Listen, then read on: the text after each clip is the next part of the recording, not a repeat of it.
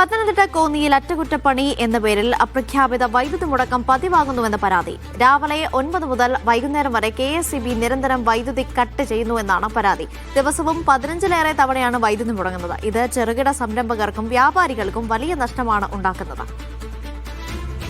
കോന്നി വൈദ്യുതി സെക്ഷൻ പരിധിയിലാണ് തുടർച്ചയായ വൈദ്യുതി മുടക്കം മൂലം ജനജീവിതവും ജീവനോപാധികളും മുന്നോട്ട് കൊണ്ടുപോകാൻ കഴിയാത്ത വിധം ദുസ്സഹമായിരിക്കുന്നത്. അറ്റകുറ്റപ്പണി എന്ന പേരിൽ ദിവസവും രാവിലെ 8 മണി മുതൽ രാത്രി 7 മണി വരെ 15ലേറെ തവണയാണ് കോന്നിയിൽ വൈദ്യുതി മുടങ്ങുന്നത്. ചിലപ്പോൾ വൈദ്യുതി മുടങ്ങുന്നതായി മെസ്സേജ് വരും. എന്നാൽ പലപ്പോഴും ഈ മെസ്സേജ് പോലും ഇല്ലാതെയാണ് വൈദ്യുതി മുടങ്ങുന്നതെന്ന് സംരംഭകനായ സിജി പറയുന്നു. 1 മണി വരെ ഒരു 10-20 തവണ പോയി. പിന്നെ 1 മണി കഴിഞ്ഞ് വിളിച്ച് അവരെ നമ്മൾ വിളിച്ചു ചോദിച്ചു, സാറേ ഇനിയും വരുമോന്ന്. അപ്പോൾ പറഞ്ഞത് നിങ്ങളുടെ അവിടുത്തെ ട്രാൻസ്ഫോമറിൽ എന്തോ പ്രശ്നമാണ്.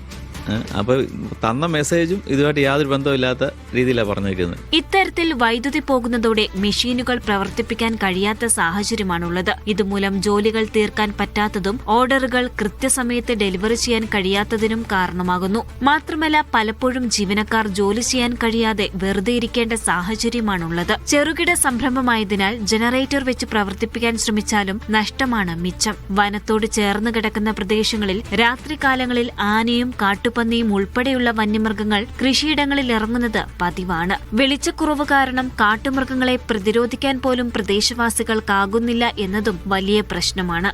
മീഡിയ 1 പത്തനംതിട്ട.